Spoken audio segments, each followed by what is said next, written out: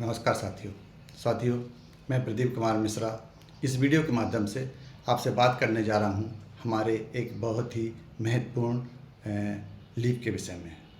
CCL, जी हाँ, child care leave. आज हम इस वीडियो में चाइल्ड केयर लीव के विषय में विस्तृत चर्चा करेंगे। साथियों, हम जानते हैं कि यह एक बहुत ही महत्वपूर्ण लीव होती है। पहले शासन द्वारा हमारी जो महिला कर्मचारी होती थी उन्हें एज ए मदर यह लीव दी जाती थी। 730 दिन का यह अवकाश उनको सवैतनिक दिया जाता था, लेकिन अब यह अवकाश हमारे पुरुष साथियों को भी मिलेगा। जी हाँ, यह बात हमारे पुरुष साथियों के लिए बहुत ही लाभदायक और खुशखबरी देने वाली है कि अब हमारे पुरुष साथियों को भी चाइल्ड केयर लीव अवकाश मिल सकेगा। दूसरी महत्वपूर्ण बात यह है कि अभी तक यह चाइल्ड केयर जो लीव है वह 2 जीवित संतानों पर दी जाती थी। अगर आपकी 2 जीवित संतान हैं और उनकी उम्र 18 वर्ष से कम है तो यह आपको ये लीव दी जाती थी। लेकिन अब इसमें थोड़ा और चेंज हुआ है और अब अगर आपकी 2 जीवित संतान से भी अधिक आपकी संतान या 3 संतान हैं तो भी आपको विशेष परिस्थितियों में वह अवकाश मिल सकेगा। साथियों, वह कौन सी विशेष परिस्थिति रहेंगी जिनमें हमारे 2 से अधिक संतान पर भी यह अवकाश हमको मिलेगा, उस पर भी हम इस वीडियो में चर्चा करेंगे। साथ ही हमारे वो कौन से पुरुष साथी होंगे जिनको यह चाइल्ड केयर लीव मिल पाएगी, इस पर भी हम चर्चा करेंगे। बने रहिए मेरे साथ और देखते रहिए मेरा ये वीडियो। साथियों, सबसे पहले हम बात करें चाइल्ड केयर लीव CCL, ये है क्या, ये किस प्रकार का अवकाश है। साथियों, हम जानते हैं इसके नाम से ही हमको समझ में आ रहा है यह चाइल्ड की केयर के लिए अवकाश लीव हमको मिलती है। 18 वर्ष या उससे छोटे जो हमारे चाइल्ड हैं उनकी देखभाल के लिए हमारे माता पिता को या जो गवर्नमेंट एम्प्लॉय हैं उनको यह अवकाश मिलता है। साथियों, अब बात आती है कि यह अवकाश हमको कब मिल पाता है, मतलब कौन सी परिस्थिति रहती है जिसके पर हमको यह अवकाश मिलता है। हम जानते हैं साथियों कि बच्चों को सबसे ज़्यादा देखभाल की ज़रूरत कब पड़ सकती है। सबसे पहली परिस्थिति यह बन सकती है कि बच्चा कोई बड़ी बीमारी से ग्रसित हो या उसे लंबे समय तक अगर कोई बीमारी ऐसी हो गई जिससे लंबे समय तक उसे केयर की ज़रूरत है तो हमारे माँ बाप को उसके लिए उसकी केयर के लिए यह अवकाश मिल सकता है। दूसरा, उनकी बच्चों की पढ़ाई के लिए, अगर बच्चा हमारे किसी बोर्ड एग्ज़ाम में कोई एग्ज़ाम दे रहा है या कोई विशेष एग्ज़ाम की तैयारी कर रहा है, 10th 12th 18 साल से कम उम्र के बच्चों में मैक्सिमम बच्चे 10th और 12th क्लास के एग्ज़ाम देते हैं, या कोई दूसरे कंपटीशन एग्ज़ाम भी 10th क्लास के बेस पे होते हैं। उनमें से किसी की भी अगर तैयारी कर रहा है और उसकी तैयारी कराने के लिए, उसकी देखभाल के लिए, बच्चे की देखभाल के लिए हमको ये अवकाश मिल सकता है। दूसरा, हमारे परिवार की विशेष परिस्थितियाँ ऐसी बन सकती हैं, कई बार ऐसी परिस्थिति बन सकती हैं कि हमारे बच्चों के लिए उनकी देखभाल करना बहुत ज़रूरी है, इसलिए फिर हमको ये अवकाश लेना पड़ सकता है। साथियों, अब हम बात करें कि कितने दिन का अवकाश रहता है, तो हम सब लोग जानते ही हैं कि यह 730 दिन का यह अवकाश इसमें चाइल्ड केयर लीव में हमको मिलता है।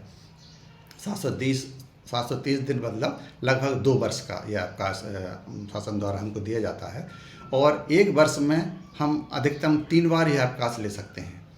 ऐसा नहीं कि मतलब हर 1 महीने 2 महीने में अवकाश, आपको 1 वर्ष में केवल 3 बार यह अवकाश लेने की पात्रता होती है। और साथियों, इसमें यह भी बात रहती है कि यह अवकाश आपका कोई अधिकार नहीं है कि आप इसको लेना, मतलब इसको स्वीकृत करना हमारे वरिष्ठ अधिकारी के लिए ज़रूरी रहे। यह सुविधा देखी जाती है। कोई वरिष्ठ अधिकारी आपको यह अवकाश स्वीकृत करेगा तो वह परिस्थिति देखकर उसको ऐसा लगेगा कि आपके अवकाश लेने से शासकीय कार्य में कोई बाधा नहीं आएगी या कोई कार्य प्रभावित नहीं हो रहा, तभी वह यह अवकाश आपको स्वीकृत कर सकता है। यह आपका ऐसा नहीं है किसी भी परिस्थिति में आपको यह अवकाश स्वीकृत करना ही पड़ेगा, ऐसा नहीं रहता। अवकाश स्वीकृति के लिए शासन को या हमारे जो वरिष्ठ अधिकारी हैं उनको ऐसा लगना चाहिए कि आपकी परिस्थिति वास्तव में इसको अवकाश लेने के लिए ज़रूरी है, और दूसरी, आपके अवकाश लेने से या शासन के कार्य में या शासकीय कार्य में किसी प्रकार की बाधा नहीं आएगी और कार्य सुचारू रूप से चल सकता है, तो ही यह अवकाश आपको स्वीकृत होगा। और शासन जब भी चाहे, अगर आपका अवकाश स्वीकृत हो भी गया है तो भी हमारे बहुत से महत्वपूर्ण कार्य आ जाते हैं, जैसे भी बीच में जनगणना का कार्य अभी आ गया था, ऐसे महत्वपूर्ण कार्य अगर आ जाएंगे तो आप अगर इस अवकाश पर पहले से स्वीकृत करा के हैं भी तो भी आपको इस अवकाश से वापस बुलाया जा सकता है। ऐसे और भी कई कारण हो सकते हैं, चुनाव हो सकता है, हमारे जनगणना हो गई या अन्य किसी इस प्रकार के कार्य जो भी हैं, जो हमारे देश हित और राज्य हित में शामिल हैं, तो उनके लिए यह अवकाश आपका अस्वीकृत करके फिर से आपको वर्क पे बुलाया जा सकता है। साथियों, यह अवकाश सवैतनिक रहता है, मतलब इसमें हमको वेतन भी मिलता है। अब यह वेतन कितना मिलता है, इसके विषय में थोड़ा चर्चा कर लेते हैं। हम जानते हैं कि आपको 2 वर्ष का यह अवकाश में पहले 1 वर्ष में आपको 100% आपका पेमेंट मिलेगा। अब शासकीय जो आपके जो भी वेतन है वो 100% आपको मिलेगा 1 वर्ष के लिए। लेकिन दूसरे वर्ष में आपको उसका लगभग 80% वेतन, या फिर जो भी गवर्नमेंट उस समय जो डिसाइड कर दे, वैसे 80% वेतन मिलने की संभावना रहती है। साथियों, इसमें शासन द्वारा जो बदलाव किए गए हैं उसमें सरोगेसी और एडॉप्शन वाले मामले को भी शामिल किया गया है। सरोगेसी और एडॉप्शन वाले मामले में भी यह अवकाश लेने की पात्रता होगी। साथ ही हमारे कौन से पुरुष साथी रहेंगे जिनको यह अवकाश मिल पाएगा, उस पर हम चर्चा कर लेते हैं।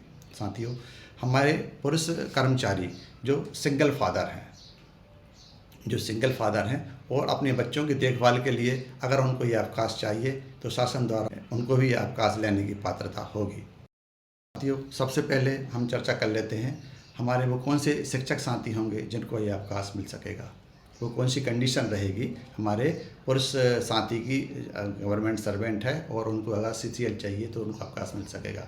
सबसे पहले कंडीशन तो हमारा वह पुरुष कर्मचारी अगर अनमेरिड है और उसने कोई बच्चा एडॉप्ट किया हुआ है तो उसकी देखभाल के लिए भी ये अवकाश मिल सकेगा। दूसरी कंडीशन, हमारी अगर वह साथी विडोर हो गया है, मतलब उसकी वाइफ की डेथ हो गई है, तो भी वह इस अवकाश को लेने का पात्र होगा। अब वह विडोर होने सिंगल फादर के कंडीशन में आ जाएगा और अपने बच्चे की देखभाल के लिए यह अवकाश ले सकेगा। तीसरी कंडीशन ये भी हो सकती है कि वह अपनी पत्नी से किसी भी प्रकार से कानूनी रूप से अलग रह रहा हो और बच्चे उसके पास हों, अगर तो उसे भी अपने बच्चों की देखभाल के लिए यह अवकाश मिल सकेगा।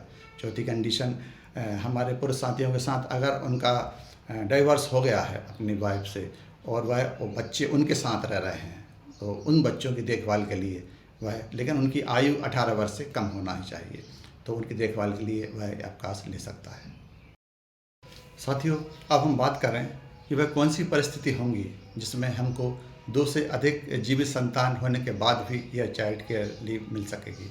जी हाँ साथियों, इसमें सबसे पहली कंडीशन यह हो सकती है कि आपको कोई भी कोर्ट केस हो और कोर्ट केस में अगर किसी कोर्ट ने आपके फेवर में डिसीजन दे के आपको चाइल्ड केयर लीव देने के लिए अगर आपका डिसीजन हुआ है तो फिर आपको यह कोर्ट केस के बेस पर आपको यह चाइल्ड केयर लीव मिल सकती है। साथियों, दूसरी कंडीशन हमारी यह हो सकती है कि मान लो किसी की जीवित 3 संतान है, 2 से अधिक संतान है, मतलब 3 संतान है, लेकिन उसमें पहली संतान अगर आपकी दिव्यांग है, अगर आपका पहला बच्चा जो भी है, लड़का लड़की जो भी पहला बच्चा है, अगर वो दिव्यांग है तो आपको उस दिव्यांगता के बेस पर चाइल्ड केयर लीव मिल सकती है। साथियों, हमारे दिव्यांग बच्चों और दिव्यांग जो भी साथी हैं उनके लिए शासन द्वारा विशेष प्रावधान किए गए हैं। हालांकि इस प्रकार के ये चाइल्ड केयर लीव लेने के लिए हमारे जो साथी जो आवेदन करेंगे उसमें इस बात का उल्लेख उनको करना रहेगा कि हमारा पहला बच्चा दिव्यांग है और उसे दिव्यांगता की कंडीशन भी दिखाना पड़ेगी। उसमें हमारे वो दिव्यांग बच्चे का डिसेबिलिटी सर्टिफिकेट भी लगेगा। हमारे वे साथी जो इस प्रकार के दिव्यांग बच्चे के गार्जियन हैं और वह चाइल्ड केयर लीव लेना चाहते हैं तो उनको अपने आवेदन में इस बात का उल्लेख करना आवश्यक रहेगा।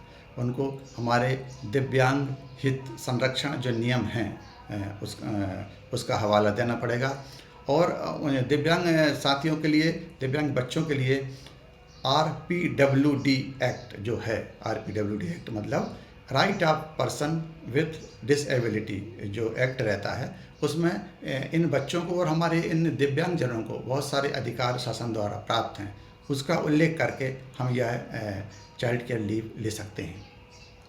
साथियों, अब हम बात कर रहे हैं कि हमारे कौन सी कंडीशन हो सकती है जिसमें 18 वर्ष से भी अगर अधिक उम्र के हमारे बच्चे हो गए हैं तो भी हमको यह चाइल्ड केयर लीव मिल सकेगी।